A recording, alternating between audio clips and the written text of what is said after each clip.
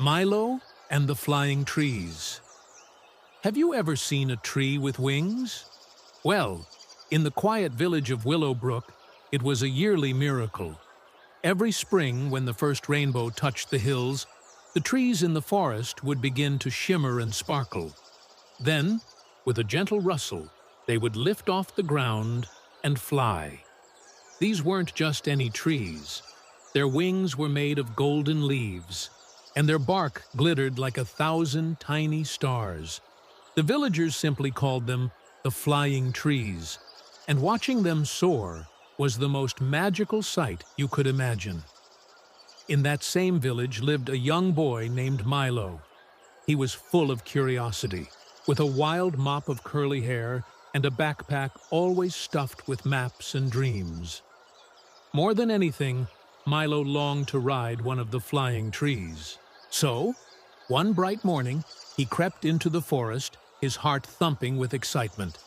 He found a young, friendly-looking maple tree and whispered, "Would you take me on an adventure?"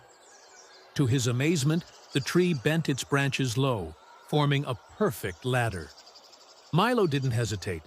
He climbed aboard, held on tight, and with a soft whoosh, they were airborne, rising into the endless blue sky. The world below became a patchwork quilt of greens and browns. Milo and his maple tree flew over incredible sights. They soared past the crystal caves, where the walls glowed with a rainbow light so brilliant it took Milo's breath away. They flew through the whistling mountains, where the wind sang sweet, gentle lullabies that echoed through the peaks. They even visited the cloud circus, where elephants made of mist tumbled and performed flips high above the world. It was more wonderful than anything Milo had ever dreamed.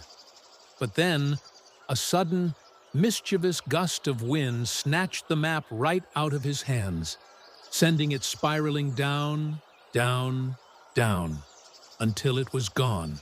"Oh no!" Milo cried. But the tree spoke in a calm, rustling voice that sounded like leaves in a breeze. "Don't worry," it whispered. "The best adventures aren't always planned." Trusting his new friend, Milo relaxed. Soon they arrived at a place hidden from the world below. The Sky Forest, a secret sanctuary where only the flying trees could go. It was a floating paradise.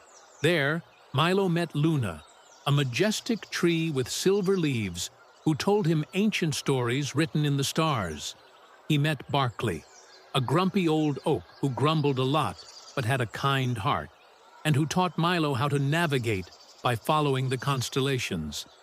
And he met Sprig, a tiny sapling, barely more than a twig, who dreamed of the day it would be strong enough to fly on its own. But their peaceful gathering was about to be shattered. A dark, grumpy storm cloud named Grizzle was gathering on the horizon, its thunderous growls echoing through the Sky Forest. Grizzle had trapped several of the flying trees in a chaotic, swirling whirlwind maze, and they couldn't escape. Panic began to spread, but Milo, remembering the tree's words about adventure, bravely stepped forward. "I'll help," he declared. He and his maple tree devised a clever plan. They flew in daring zigzags, confusing the angry storm.